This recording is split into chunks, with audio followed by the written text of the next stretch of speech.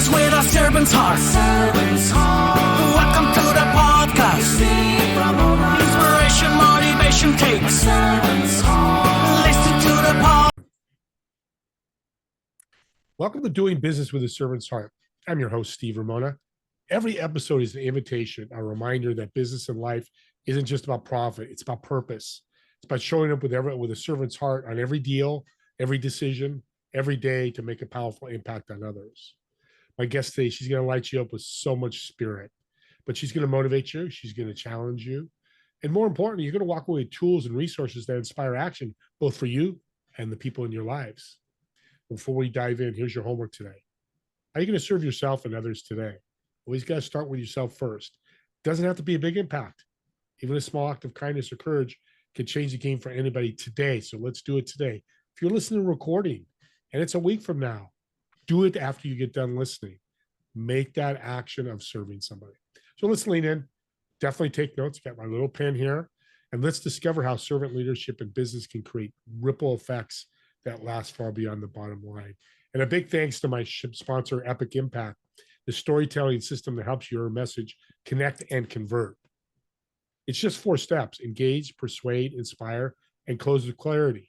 I use this every day for all my messages, no matter where I'm messaging. Try it free at epicimpact.ai with code Steve and change your message, change your results. Hard to say that. And thank you to audience and my guests. We hit top 20, actually top 6 in small business marketing podcast. So my 800 or so guests, love you all, and thank you for making that impact. Let's continue doing that. With that being said, let's bring on our guest. Fran, welcome to Doing Business with a Servant's Heart. Thank you, Steve. I am delighted to be with you. Thank you so much for this opportunity to be with you and your audience. Your journey is interesting. Not a lot of people go from South Carolina to Switzerland. What got you there? Well, it started out in 2009, Steve. I came here as an expat. I was assigned to head of human resources for the company that I was working with. And after I'd been here for a couple of years, I decided that I liked the environment. I liked the people and the culture. And I decided to ask my company if they would support me in seeking residency here in the country. And so, yeah, one thing led to another. And the next thing I know, I had a 6-year assignment instead of 2 years. And I had my permit C, the residency card, and I've been here now 16 years. So you have dual citizenship? No, not yet. No, you're working on it. I know that takes. That's Yeah, why I'm working on it. Well, Takes one a of the while. reasons why is because I have moved on an average of every 2 years since I've been in Switzerland. So there is some residency requirement in the communes to have like a history and a connection to the community, because that is something that's quite important here in Switzerland for the assimilation process. Yeah. You mentioned your superpower is heart Mm-hmm. and spirit. You mentioned before the show. Why is that so Yes. important to you? Because I think fundamentally, it's important to be led by something bigger than yourself. Life can be really tough, and I'm speaking from experience, not in reference to anyone else's life but my own. But there are times when life can be really tough, and it's easy to get caught up in trying to resolve the issues that you're dealing with. But when you're led by spirit, something just calls you out and tells you that you have other things to do that you need to be focused on. And when you focus on those things that are associated with that calling, you find out that what seems to have been so big and so important in your own life really is not all that big. Yeah. Everybody listening is probably nodding their head up and down going, yeah, life can be tough. It's across. Yeah. Being human is tough. Let's just Yes. start from the basics. So I love For that you sure. said that. Now, you talked about when we first met, and I read this morning, parents were a big part of your life. They brought Yes. values. What did they bring to you? Wow. Well, I just want to say this, that my parents were my best friend. And I mean, so does it make me maybe a little biased? It might, but they were also educators. And the things that they taught us, they also taught other young people. Okay. So they taught us the value of faith first, hard work, helping others, being industrious, being able to do more than just one thing, um, being kind, being able to be different. In fact, my parents used to tell us all the time, dare to be different. Don't follow everybody else. Make up your own mind. And quite frankly, that last one shows up even in my psychological test that I've gone through. Everything else is nice and tight around the middle, but that thing about challenging the status quo and not following everybody else, it always shows up. Yeah, well, I think a lot of people have parents just like that. What's their names? My father's name was Robert, and my mom's name was Beatrice. Beatrice and Robert, shout out to you. You've done a wonderful job and left a great template for other parents. I love that. And I love tied to parents and your family. But that led to corporate to entrepreneurship. That's a Yes, big change. Usually you created Vero Lead Biz Solutions. Was right. your parents part of the reason you did that or gave you some incentive, or was it just you wanted to do it? Well, that's interesting because my parents were, as I said, they were educators. My father was at the high school level. My mother was in elementary school and then special needs children. And they had their professions. They were trained to be educators, but they also had other things that they did. So I grew up in a family where people had multiple capabilities. My father, for example, you could call him a leathersmith, a shoemaker, whatever, but he had the capability to do all kinds of things with leather. And I remember growing up, he used to make our sandals, our little sandals as little girls when we were growing up. And my mom was a very gifted woman, very talented in so many ways. But my grandmother, my mom's mother was truly an inspiration because she left the South when she probably was in her early 20s. She had not been doing anything but domestic work. Remember, we grew up in South Carolina, so she was probably making about $2 or $2.50 when she left the South and went to New York to live. And she did a variety of jobs. Yes, she did domestic work. She worked on the railroad. She drove streetcars. But she didn't have a high school diploma until she was 60 years old. And she took the GED. She took her GED and then she went and got a certificate to either care for geriatric patients or for infants. And she said she just loved babies. And so she decided to do newborn care and, to help mothers who had had some complications at birth.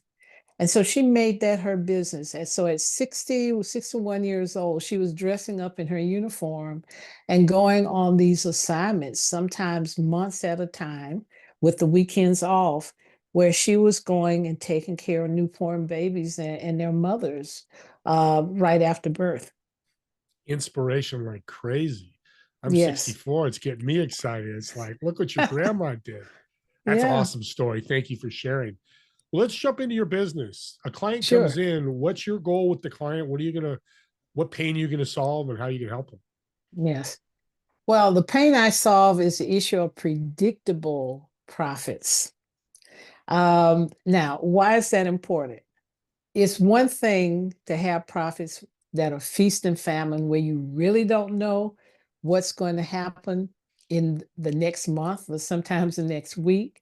So what I try to do is help them get to a place where they have predictability around their profits.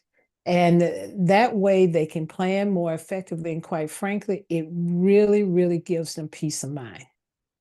Oh, that's a wonderful word you just said. Every entrepreneur's ears perked up when they heard peace of mind. We're all Mm, striving for that. And as you for said sure. earlier, life's a challenge. So, Right. how do you help a leader, a business leader, business owner, entrepreneur, founder, whoever it may be, to grow profits but keep their heart? That's That's a fantastic question. And how I describe it is that, profitability, how I got to profitability was the realization that it is every aligned or misaligned decision or action that you take that affects your profitability. The things that we think that have no impact does have an impact. And so when I come into an organization and I'm working with that CXO or his or her team or that owner, I'm looking at not only their operational activities, what strategies they have around sales and marketing, but I'm actually looking at them. I'm looking at how they talk about their business, how they talk about themselves, their vision. And that gets integrated into any advice and counsel that I give them about the activities, decisions, or other operational or commercial actions that they're undertaking. Because we know, I mean, research has shown when businesses grow, when they scale, many times when they become incorporated and now they have all of the legacy activities that we see in big corporations, that well over 50% of founders are rarely the people who are running those businesses when they grow. And Yeah. that has to do with how they think.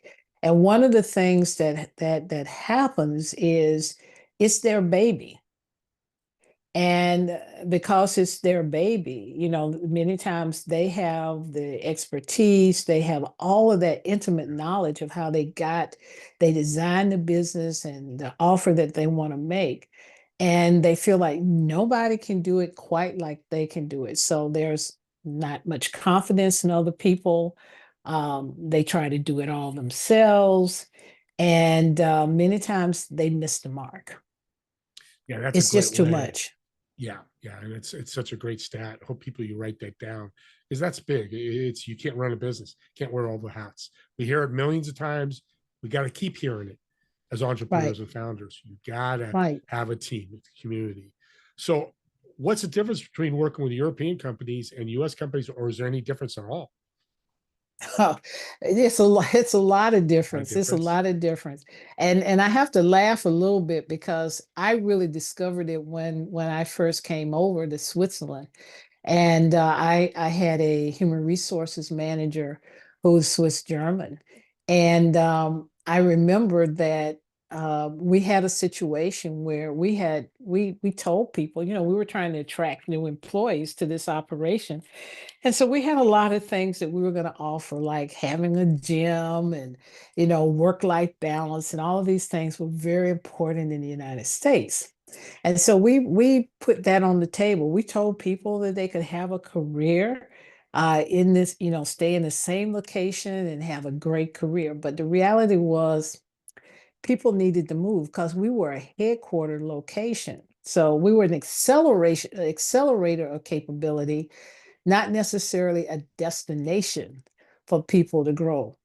And that was, American. We were like saying, okay, well, that's cool. We know we're going to have to move around. But that was not necessarily okay for the locals who were coming in and anticipating that they would grow and be able to stay kind of very close to the area that they were working in and that they had grown up in. The other thing is what I found with my Swiss colleagues is that you know we needed to get very organized about what we were going to do. And once we got that organization, you could almost count on it 98% that you were going to hit the deadline, get the clarity, and then execute. Also in Europe, because of the history of all these countries, at some point they have either been in under the rule of or in control of. There is this history of collaboration and discussion. And so whenever you're putting in plans, there was going to be discussion. And each nationality had a certain need for certain types of detail. Our German colleagues really wanted everything laid out. Our French colleagues many times wanted to expand and then have that thought collapse with it, with alignment. Our Italian colleagues, uh, very brilliant people, they were quite into the systems and understanding how pieces work together, but it was an awful lot of discussion. And I would have American leaders who were used to presenting, people fall in line. We'd have our meetings in the hallways at the the coffee at the coffee the in the cafeteria. We'd talk about, oh, how this won't work, but we Americans would go off and do it. But it was very important for our European colleagues to have a discussion to understand why, and they were not so inclined to just fall in line without that discussion. So it took some understanding of those nuances to really make things happen. So it could be done. You just have to have good awareness of the culture, which you've done, Absolutely. to make sure you're Absolutely. and ask questions and learn and educate yourself. That's powerful because it's Sure. not easy to go back and forth. I've talked to a few people that do that, US and Europe and Asia and Australia. It's just all different cultures. Yes. So how is legacy a big part of your clients' growth? So tell me more about that. I want to make sure that I understand. Yeah. And yeah, please So tell me about that question. is legacy a big part of what you do with your clients, building a legacy? Yes. Now, this is how I describe it, is that um, I work with clients where they are in in their situation. So it is a whole business, whole person approach. That means I look across all of the activities and I'm looking at the individual contributing factors. And I do it based upon where they are in the life cycle of the business. So if it's at the beginning, it's one set of issues. If they are more established, it's another set of issues. So we work on what is presenting in the moment, but I always work with the intention that I'm supporting them in building their understanding and capability so that they can continue to evolve the business. And longer term, it's about gaining stability. Their choice is their choice whether they're going to grow or if they are going to kind of stay about the same size, but they want to have that stability in their margins and in their customer base and how they show up in the marketplace. So that's a very important piece because it has to do with their hopes and dreams for what they're doing. If they really want a legacy where they're going to say pass it down to generations or to a next owner, then that means certain things have to be in place to make that happen. So it's very important about what they are seeing as a future for that business that they have. Yeah, it's built into your business, which is powerful. It's a great way why Yes. you're successful. We're coming to the end, but what's a piece of advice or a step a struggling owner can take today to grow? Don't forget to live life. Really? Okay. I Yeah. like it. And what's really funny, and I usually say that actually that's pretty much my advice to no matter where I'm wrapping up is don't forget to live life. And here's the reason why I say that. At the end of the day, what makes the difference is the relationships that you built. And I've never seen a tombstone that says this person loved the work or they worked more overtime than anybody else. Yeah, it's so true. Yeah, we get caught up in that. I think the world's changing. I know my dad grew up in the 60s and 70s. He was an entrepreneur, contractor. Mm-hmm. 80-hour work Mm-hmm. weeks were a badge of honor. It's not that way Mm-hmm. anymore. It's not the way to be Right. successful. You don't have to be with all the tools that we have. That's so well said. Well, let's end with a fun question. Mm-hmm. Let's get to know Fran a little bit more. So I've Okay. reserved a table at a restaurant, table for four. You'll sit in one of the chairs. And those three empty chairs, whether they're dead or alive, doesn't matter. Who would you want to sit there that you want to talk to, pick their brain, learn from? But more importantly, what food would you order for the table? Oh, wow. Ooh, okay. Let me see. Mm. Abraham Lincoln, Mm, Jesus Christ. amen. Hmm.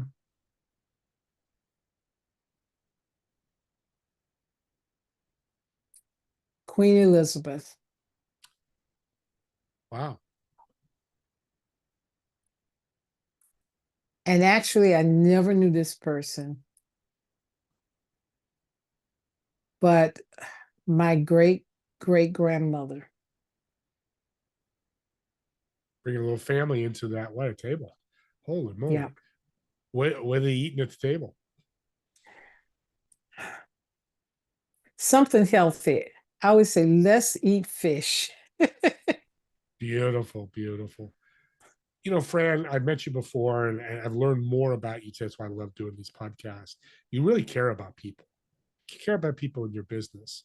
And that's most people are going to be successful that way if they, of course, run the business right. So I appreciate you being humble and transparent and telling the great story about your parents. I know people listening want to reach out to you. How can they find you? The best place to find me really is on LinkedIn. That's my platform under Francis Melvina Strickland. Look up Francis. That's France with an S of Strickland, and you should find me. And actually, I mean, it's all put together right there in terms of what I do. And of course, whenever someone connects with me on LinkedIn, we will have a conversation and they'll get to know who I am first and foremost as I get to know them before we even talk about business. Amen. See, she's doing it right. That's the servant heart mantra right there. Let's just get to know each other and don't worry about business. I love that. Thanks for sharing and thanks for being a great guest. And audience, here's your homework at the end. Yeah, I give you homework. I'm an educator like her parents, I guess. Yeah, I guess I am. Yes, you So, are. thank you. Subscribe to the YouTube channel. And here's why. Yeah, subscribers are great. And I know people ask that all the time. But here's what podcasts are in my eyes. They're a gift. If you're listening to Fran going, God, my cousin, I just talked to him at a birthday party, and they're like, they need to grow. They need this. Share the link with them. That's a gift. Hey, if they don't do anything about it, that's fine. But if they go, I'm going to reach out to Fran and they have that conversation she just mentioned, she helps them grow. Game changer. We need to do more of this in humanity across the world. Let's share these gifts. And any podcast doesn't have to be mine, it can be anybody else's. So go ahead and subscribe to those podcasts and share them out freely and lovely and with love. And with that being said, me and Fran want to thank all of you for watching or listening to this podcast. And we'll see you all in the next episode of Doing Business with a Servant's Heart. Have a great day, everyone.